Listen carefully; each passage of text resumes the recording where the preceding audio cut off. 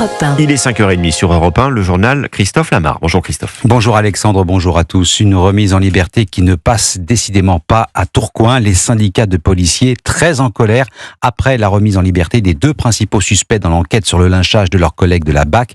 Ils appellent à un rassemblement devant le commissariat de la ville à la mi-journée. Maximilien Carlier, correspondant d'Europe 1 dans le Nord. Il est en colère, il a peur. Les mots de Jean-Pierre Cloès du syndicat Alliance Police Nationale dans les Hauts-de-France. Il a échangé avec le policier passé à tabac juste après la décision de justice et la libération sous contrôle judiciaire des deux principaux suspects. Il a demandé soutien, il a demandé des passages en dynamique de patrouille devant son domicile. Alors après, c'est un policier aguerri, mais il est quand même très en colère par rapport à cette situation. Il y a aussi de l'incompréhension dans les rangs des fonctionnaires, insiste Benoît Aristidou.